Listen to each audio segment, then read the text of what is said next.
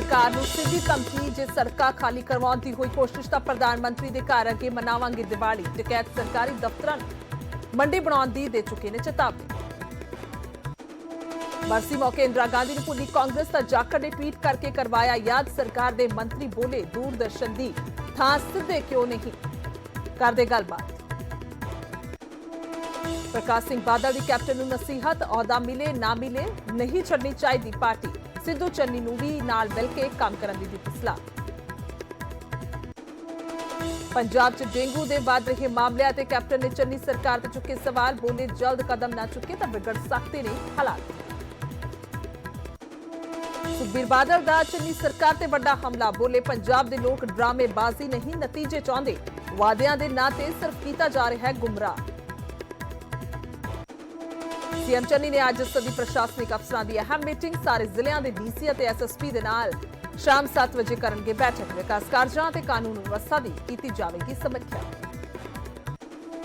सरहद ते पंजाब का एक होर जवान शहीद नौशहरा सैक्टर च धमाके दे विच दसूहा के मनजीत सिंह ने दी शहादत मुख्यमंत्री ने परिवार के लिए 50 लाख रुपए ते सरकारी नौकरी का किया ऐलान जलंधर के स्टेडियम के दूजे दिन भी खिडारी बने सीएम चन्नी प्रगट सिंह ने दागे गोल तो सीएम ने गोलकीपर बन के किया बचाव T20 वर्ल्ड कप दे विच आज न्यूजीलैंड दे नाल भिड़ेगी टीम इंडिया दुबई के मैदान दे विच होवेगा मुकाबला खिताबी दौड़ दे विच बने रहन लई जित जरूर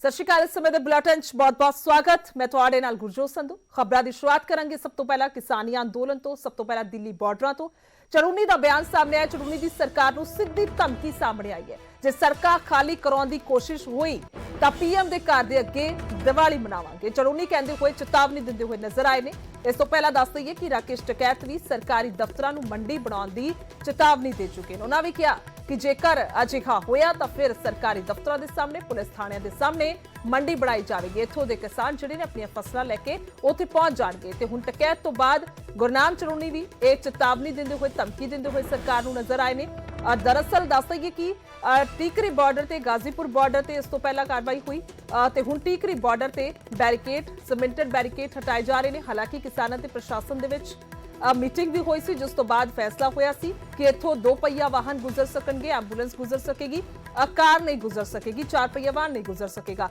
सो सहमति बनी इस तो बाद जिहड़ियां ने बैरीकेड्स हटाउण दीआं कोशिशां जारी ने कार्रवाई जारी है उस तो बाद हुण बयान आया ते कई तरह के खदशे जताउण तो बाद सीधी चेतावनी देंदे हुए किसान आगू नजर आए ने पहला टकैत उन्होंने दी ते हुण गुरनाम चरूनी ने चेतावनी दी है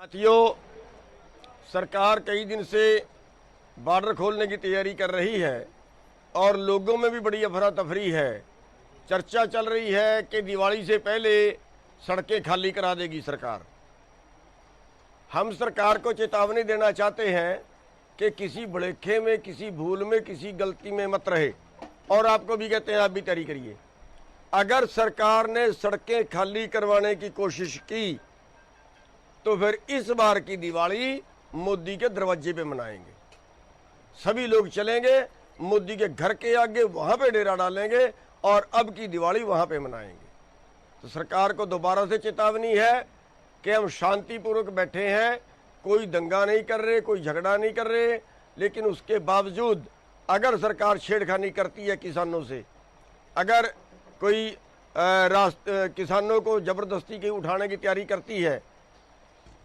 तो फिर हम दिल्ली की ओर कूच करेंगे और पूरे हरियाणा क्या पूरे देश के किसान दिल्ली की ओर कूच करेंगे और उसके लिए सभी भाइयों से अनुरोध है कि पूरा ध्यान रखें अपने सारे भाइयों को चौकस रहें कभी भी आपको मैसेज आ सकता है कि रात को मैसेज आए तो रात को ही दिल्ली की तरफ चल पड़ना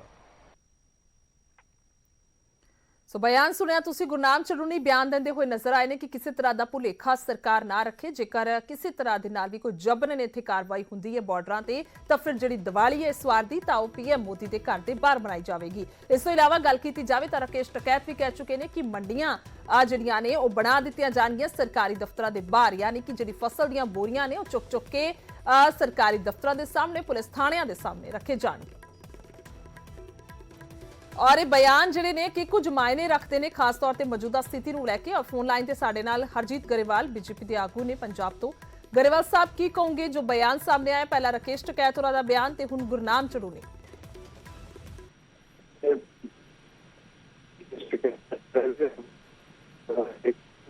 ਆਵਾਜ਼ ਆ ਪਾ ਰਹੀ ਹੈ ਗਰੇਵਾਲ ਸਾਹਿਬ ਤੁਹਾਡੀ? ਮੈਨੂੰ ਤਾਂ ਜੀ ਜੀ ਕਾਫੀ ਆ ਰਹੀ ਹੈ ਨਾ। ਹੈਲੋ, ਸਮੱਸਿਆ ਆ ਰਹੀ ਹੈ ਤੁਹਾਡੇ ਨਾਲ ਸੰਪਰਕ ਚ। ਠੀਕ ਹੈ, ਦੁਬਾਰਾ ਕੋਸ਼ਿਸ਼ ਕਰਦੇ ਹਾਂ ਗਰੇਵਾਲ ਸਾਹਿਬ। ਔਰ ਖਾਸ ਤੌਰ ਤੇ ਜੇਕਰ ਗੱਲ ਕੀਤੀ ਜਾਵੇ ਤਾਂ ਲਗਾਤਾਰ 10 ਮਹੀਨੇ ਹੋ ਚੁੱਕੇ ਨੇ, 10 ਮਹੀਨੇ ਤੋਂ ਜ਼ਿਆਦਾ ਦਾ ਸਮਾਂ ਹੋ ਚੁੱਕਿਆ ਕਿਸਾਨਾਂ ਨੂੰ ਬਾਰਡਰਾਂ ਤੇ ਬੈਠੇ ਹੋਏ, ਔਰ ਲਗਾਤਾਰ ਉੱਥੋਂ ਬੈਠ ਕੇ ਉਹਨਾਂ ਦੇ ਵੱਲੋਂ ਵੱਖੋ-ਵੱਖ ਕਾਲਸ ਵੀ ਦਿੱਤੀਆਂ ਜਾਂਦੀਆਂ ਨੇ, ਪਰ ਹੁਣ ਇਹ ਕਾਰਵਾਈ। ਸੋ ਇਸ ਤੋਂ ਪਹਿਲਾਂ ਗੱਲ ਕੀਤੀ ਜਾਏ ਤਾਂ ਰਾਕੇਸ਼ ਟਕੈਤ ਨੇ ਵੀ ਸਰਕਾਰ ਨੂੰ ਚੇਤਾਵਨੀ ਦਿੱਤੀ ਹੈ, ਜੇ ਕਿਸਾਨਾਂ ਨੂੰ ਹਟਾਉਣ ਦੀ ਕੋਸ਼ਿਸ਼ ਕੀਤੀ ਗਈ ਤਾਂ ਸਰਕਾਰੀ ਦਫ਼ਤਰਾਂ ਤੇ ਥਾਣਿਆਂ ਨੂੰ ਮੰਡੀ ਬਣਾ देंगे। सुन लेने साथियों, सरकार कई दिन से बॉर्डर खोलने की तैयारी कर रही है और लोगों में भी बड़ी अफरा तफरी है। चर्चा चल रही है कि दिवाली से पहले सड़कें खाली करा देगी सरकार। हम सरकार को चेतावनी देना चाहते हैं कि किसी भुलेखे में, किसी भूल में, किसी गलती में मत रहे, और आपको भी कहते हैं आप भी तैयारी करिए। अगर सरकार ने सड़कें खाली करवाने की कोशिश की तो फिर इस बार की दिवाली मोदी के दरवाजे पे मनाएंगे। सभी लोग चलेंगे मोदी के घर के आगे, वहां पे डेरा डालेंगे और अब की दिवाली वहां पे मनाएंगे। तो सरकार को दोबारा से चेतावनी है कि हम शांतिपूर्वक बैठे हैं, कोई दंगा नहीं कर रहे, कोई झगड़ा नहीं कर रहे। ये है कि यहाँ प्रशासन का ये पता चल रहा है कि छेड़खानी कर रहा है। यहाँ पे जो टेंट लग रहे उनको जेसीबी जाकर उखाड़ने की कोशिश कर रहा है। भाई वो यहाँ पे उखाड़ेगा तो गांव वाले अपना मंडी में तो धान और वो फसल बिक नहीं रही, अपना थानों में डीएम के वहां पे लगाओगे टेंट, अपना वहां पे लगा लेंगे। ਸੋ ਇਹ ਬਿਆਨ ਆਏ ਨੇ ਔਰ ਫੋਨ ਲਾਈਨ ਤੇ ਹਰਜੀਤ ਗਰੇਵਾਲ ਫਿਰ ਤੋਂ ਨੇ ਸਾਡੇ ਨਾਲ। ਗਰੇਵਾਲ ਸਾਹਿਬ, ਆਵਾਜ਼ ਆ ਪਾ ਰਹੀ ਹੈ? ਸਭ ਤੋਂ ਪਹਿਲਾਂ ਜਾਣਾਂਗੇ। ਆ ਰਹੀ ਹੈ ਜੀ। ਹਾਂਜੀ ਹਾਂਜੀ, ਕੀ ਕਹਿਣਾ ਚਾਹੋਗੇ ਤੁਸੀਂ? ਇਹ ਬਿਆਨ ਆਏ ਨੇ ਕਿਉਂਕਿ ਕਿਹਾ ਗਿਆ ਕਿ ਜੇਕਰ ਕੁਝ ਵੀ ਜਬਰਨ ਕਾਰਵਾਈ ਹੋਏਗੀ ਤਾਂ ਇਸ ਤਰ੍ਹਾਂ ਦੀ ਕਾਰਵਾਈ ਅੱਗੇ ਕਿਸਾਨ ਕਰਨਗੇ। ਮੇਰਾ ਖਿਆਲ ਹੈ ਮਾਨਸਿਕ ਤੌਰ ਤੇ ਬਿਮਾਰ ਨੇ, ਕੋਈ ਇਹੋ ਜਿਹੀ ਗੱਲ ਨਹੀਂ ਹੋ ਰਹੀ। ਇਸ ਤਰ੍ਹਾਂ ਦੀ ਬਿਆਨਬਾਜ਼ੀ ਜਾਣਬੁੱਝ ਕੇ ਕਰਦੇ ਨੇ। ਕੋਈ ਜਿਹੜਾ ਸਵਸਥ ਵਿਅਕਤੀ ਹੁੰਦਾ ਨਾ, ਉਹ ਇਸ ਤਰ੍ਹਾਂ ਦੀ ਬਿਆਨਬਾਜ਼ੀ ਨਹੀਂ ਕਰਦਾ। और पहली गल तो यह है कि सरकार इन्हों किते उठा नहीं रही। शांतमई अंदोलन करने का अधिकार संविधान ने दिता। जो इस तरह की गुंडागर्दी वाले काम करेंगे तो सरकार बहुत बड़ी ताकत है। और ये की चाहते शुरू तो ही चड़ूनी भी और ये भी राकेश टकैत और बाकी ये किसान जथेबंदियों का अंदोलन है, किसानों का अंदोलन नहीं। पहली गल किसान जथेबंदियां सियासत तो प्रेरित ने, प्रधानमंत्री का चेहरा खराब करना चाहते हैं। ਤੇ ਇਹਨਾਂ ਨੂੰ ਕਿੱਥੋਂ ਕਿੱਥੋਂ ਸਪੋਰਟ ਮਿਲ ਰਹੀ ਹੈ, ਸਿਆਸੀ ਪਾਰਟੀਆਂ ਵੀ ਇਹਨਾਂ ਦੇ ਨਾਲ ਨੇ, ਉਹ ਸਾਰੀ ਜਾਣਕਾਰੀ ਹੈਗੀ ਹੈ। ਪਰ ਇਹਨਾਂ ਨੂੰ ਇਹ ਸਮਝ ਲੈਣਾ ਚਾਹੀਦਾ ਕਿ ਸਰਕਾਰ ਇੰਨੀ ਕਮਜ਼ੋਰ ਨਹੀਂ ਹੈ। ਇਹ ਚਾਹੁੰਦੇ ਆ ਕਿ ਕਿਸਾਨ ਨਾਲ ਕੀ ਹੈ, ਸਾਰੇ ਕਿਸਾਨ ਮਿੱਟੋ, ਜੈਨੂਨ ਕਿਸਾਨ ਨੇ। ਇਹ ਜਿਹੜੇ ਕਿਸਾਨ ਜਥੇਬੰਦੀਆਂ ਦੇ ਆਗੂ ਨੇ ਇਹ, ਔਰ ਇਹਨਾਂ ਨੂੰ ਪਹਿਲੀ ਗੱਲ ਤਾਂ ਇਹ ਹੈ ਕਿ ਕੋਈ ਕੁਝ ਨਹੀਂ ਕਹਿ ਰਿਹਾ, ਜਾਣਬੁੱਝ ਕੇ ਬਿਆਨਬਾਜ਼ੀ ਕਰ ਰਹੇ ਨਾ। ਇਹਨਾਂ ਨੂੰ ਕੋਈ ਸਵਾਲ ਹੈ ਨਾ ਗਰੇਵਾਲ ਸਾਹਿਬ ਕਿ ਇਹ ਖਦਸ਼ੇ ਕਿਉਂ ਨੇ ਦਿਲਾਂ ਦੇ ਵਿੱਚ? ਕਿਉਂ ਇਹ ਲੱਗ ਰਿਹਾ ਹੈ ਕਿ ਉੱਥੋਂ ਜਬਰਨ ਕਾਰਵਾਈ ਹੋ ਸਕਦੀ? ਕਿਉਂਕਿ ਕਹਿ ਰਹੇ ਨੇ ਕਿ ਸਾਨੂੰ ਜਾਣਕਾਰੀ ਮਿਲ ਰਹੀ ਹੈ ਕਿ ਦੀਵਾਲੀ ਤੋਂ ਪਹਿਲਾਂ ਇੱਥੋਂ ਚੁੱਕਣ ਦੀ ਗੱਲ ਹੋ ਰਹੀ ਹੈ, ਅੰਦੋਲਨ ਨੂੰ ਇੱਥੋਂ ਉਠਵਾਉਣ ਦੀ ਗੱਲ ਹੋ ਰਹੀ ਹੈ। ਸੋ ਉਸ ਤੋਂ ਬਾਅਦ ਸਵਾਲ ਹੁਣ ਇਹ ਬਣਦਾ ਕਿ ਇਸ ਨੂੰ ਅਸੀਂ ਧਮਕੀ ਦੇ ਤੌਰ ਤੇ ਵੇਖ ਸਕਦੇ ਹਾਂ, ਚੇਤਾਵਨੀ ਦੇ ਤੌਰ ਤੇ ਵੇਖ ਸਕਦੇ ਹਾਂ।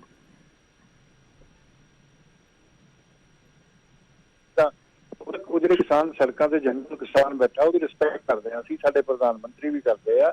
ਔਰ ਇਹ ਸਮਝਦੇ ਆ ਕਿ ਕੋਈ ਸਰਕਾਰ 'ਚ ਕੋਈ ਕਮਜ਼ੋਰੀ ਹੈ, ਐਸੀ ਕੋਈ ਗੱਲ ਨਹੀਂ ਹੈ। ਔਰ ਨਾ ਹੀ ਇਦਾਂ ਦੀ ਕੋਈ ਗੱਲ ਆ, ਨਾ ਉਹਨਾਂ ਨੂੰ ਕੋਈ ਹਟਾ ਰਿਹਾ, ਜਾਣਬੁੱਝ ਕੇ ਬਿਆਨਬਾਜ਼ੀ ਕਰ ਰਹੇ ਆ। ਔਰ ਇਹਨਾਂ ਨੇ ਆਪਣੇ ਜਿੱਥੋਂ ਇਹਨਾਂ ਨੂੰ ਪੈਸੇ ਆਉਂਦੇ ਆ ਉਹ ਹੋਰ ਉਹਦੇ 'ਚ ਇਜ਼ਾਫਾ ਹੋ ਜਾਏ ਚਾਹੁੰਦੇ ਆ। ਇਸ ਲਈ ਅਸੀਂ ਇਹ ਸਿਆਸਤ ਤੋਂ ਉੱਪਰ ਇੱਕ ਬਿਆਨਬਾਜ਼ੀ ਹੈ। ਪ੍ਰਧਾਨ ਮੰਤਰੀ ਦਾ ਚਿਹਰਾ ਕਰਨਾ ਚਾਹੁੰਦੇ ਆ, ਚਾਹੁੰਦੇ ਕਿ ਸਰਕਾਰ ਕਿਸਾਨਾਂ ਦੇ ਗੋਲ ਚਲਾਵੇ, ਲਾਠੀ ਨਹੀਂ ਚਲਾਵੇ, ਨਾ ਕਰਨੇ ਉਹਨਾਂ ਤੇ ਕੁਛ ਕਰਨਾ। ਔਰ ਜੇ ਕੋਈ ਕਾਰਵਾਈ ਹੋਣੀ ਤੇ ਲੀਡਰਾਂ ਤੇ ਹੀ ਹੋਣੀ, ਕਿਸਾਨਾਂ ਤੇ ਕੋਈ ਕਾਰਵਾਈ ਨਹੀਂ ਹੋਣੀ। ਸਮਝ ਲੈਣਾ ਚਾਹੀਦਾ ਸ਼ਿਕਾਇਤ ਉਹਨਾਂ ਨੂੰ, ਫਿਰ ਇਹਨਾਂ ਦੀ ਲੱਤਾਂ ਨੇ ਭਾਰ ਨਹੀਂ ਸਹਿਣਾ। ਠੀਕ ਹੈ ਗਰੇਵਾਲ ਸਾਹਿਬ, ਸ਼ੁਕਰੀਆ ਜੁੜਨ ਦੇ ਲਈ, ਧੰਨਵਾਦ ਹੈ ਬਹੁਤ ਬਹੁਤ। ਔਰ ਬੀਜੇਪੀ ਦੀ ਗੱਲ ਕੀਤੀ ਜਾਵੇ ਤਾਂ ਉਹਨਾਂ ਦਾ ਕਹਿਣਾ ਹੈ ਕਿ ਇਹ ਸਾਫ਼ ਤੌਰ ਤੇ ਆਪ ਮੁਹਾਰੇ ਬਣਾਇਆ ਹੋਇਆ ਖਿਆਲ ਹੈ, ਅਜਿਹਾ ਕੁਝ ਨਹੀਂ ਹੈ ਕਿ ਸਰਕਾਰ ਇੱਥੋਂ ਚੁੱਕ ਰਹੀ ਹੈ। ਔਰ ਇਹ ਵੀ ਕਿਹਾ ਗਿਆ ਕਿ ਮਾਨਸਿਕ ਤੌਰ ਤੇ ਬਿਮਾਰੀ ਹੈ, ਮਾਨਸਿਕ ਤੌਰ ਤੇ ਬਿਮਾਰ ਦੇ ਕਾਰਨ ਹੀ ਇਹ ਬਿਆਨ ਦੇ ਰਹੇ ਨੇ। ਅੱਗੇ ਵਧਦੇ ਹਾਂ ਤੇ ਗੱਲ ਕਰਾਂਗੇ ਸੁਨੀਲ ਜਾਖੜ ਦੀ, ਜਿਨ੍ਹਾਂ ਦਾ ਆਪਣੀ ਹੀ ਸਰਕਾਰ ਤੇ ਵੱਡਾ ਹਮਲਾ ਸਾਹਮਣੇ ਆਇਆ। ਇੰਦਰਾ ਗਾਂਧੀ ਨੂੰ ਬਰਸੀ ਦੇ ਮੌਕੇ ਯਾਦ ਨਾ ਕਰਨ ਤੇ ਉਹਨਾਂ ਨੇ ਤੰਜ ਕੱਸਿਆ ਕਿ ਪੰਜਾਬ ਦੇ ਵਿੱਚ ਅਜੇ ਵੀ ਕਾਂਗਰਸੀ ਸਰਕਾਰ ਨਹੀਂ। ਇਹ ਜਾਖੜ ਦੇ ਵੱਲੋਂ ਸਵਾਲ ਕੀਤਾ ਗਿਆ। ਜਾਖੜ ਨੇ ਪਿਛਲੇ ਸਾਲ ਕੈਪਟਨ ਦੇ ਵੱਲੋਂ ਜਾਰੀ ਇਸ਼ਤਿਹਾਰ ਸ਼ੇਅਰ ਕੀਤਾ ਔਰ ਚੰਨੀ ਸਰਕਾਰ ਦੇ ਵੱਲੋਂ ਕੋਈ ਵਿਗਿਆਪਨ ਨਾ ਦੇਣ ਤੇ ਤੰਜ ਵੀ ਕੱਸਿਆ। ਉਧਰ ਪਾਰਟੀ ਦੇ ਦੋ ਹੋਰ ਲੀਡਰਾਂ ਦੇ ਵੀ ਪ੍ਰਤੀਕਰਮ ਜਿਹੜੇ ਨੇ ਉਹ ਸਾਹਮਣੇ ਆਏ ਨੇ। ਉਹਨਾਂ ਨੇ ਕਿਹਾ ਕਿ ਸਿਆਸੀ ਰੋਟੀਆਂ ਜਿਹੜੀਆਂ ਨੇ ਉਹ ਨਾ ਸੇਕੀਆਂ ਜਾਣ, ਜੇਕਰ ਯਾਦ ਨਹੀਂ ਸੀ ਤਾਂ ਸੁਨੀਲ ਜਾਖੜ ਯਾਦ ਕਰਵਾ ਦੇਣਗੇ। ਸੋ ਦੱਸ ਦਈਏ ਕਿ ਅੱਜ ਦੇ ਦਿਨ ਨੂੰ ਯਾਦ ਕਿਉਂ ਨਹੀਂ ਕੀਤਾ ਗਿਆ। ਇੰਦਰਾ ਗਾਂਧੀ ਦੀ ਬਰਸੀ ਦੇ ਮੌਕੇ ਤੇ ਇਸ਼ਤਿਹਾਰ ਨਹੀਂ ਦਿੱਤਾ ਗਿਆ, ਵਿਗਿਆਪਨ ਨਹੀਂ ਦਿੱਤਾ ਗਿਆ, ਜਿਸ ਤੋਂ ਬਾਅਦ ਤੰਜ ਕੱਸੇ ਹੋਏ सुनील जाखड़ नजर आए। कोई विदेश में नहीं रहते, एक दूसरे के आसपास ही रहते हैं, तो आसपास रहने वालों को आपस में बैठ के बात करनी चाहिए। दूरदर्शन से बात करनी ठीक नहीं, पास बैठ कर के बात करें। उन्हें कोई चरणजीत सिंह से बात करनी है तो बैठ कर के बात करनी चाहिए। इंदिरा जी का जो हमारे आइकन है उनको मनाया नहीं जाता, उनको दिल से याद किया जाता है। आज कांग्रेस जो है, कांग्रेस गांधी फैमिली, नेहरू फैमिली और मोतीलाल नेहरू ने जब स्टार्ट किया था तब से इस फैमिली का हम कोई नहीं देन दे सकते। जो लोग शहीद हुए हैं उनको भूल जाना या उनको याद ना करना ये बहुत बड़ी गुस्ताखी है। ऐसा तो नहीं चाहिए। मैं नहीं समझता कि क्या मजबूरी थी चीफ मिनिस्टर साहब चरणजीत सिंह चन्नी की। ऐसा कुछ नहीं है कि उनको भूल गए हैं लोग या सरकार भूल गई है या कांग्रेसी भूल गए हैं।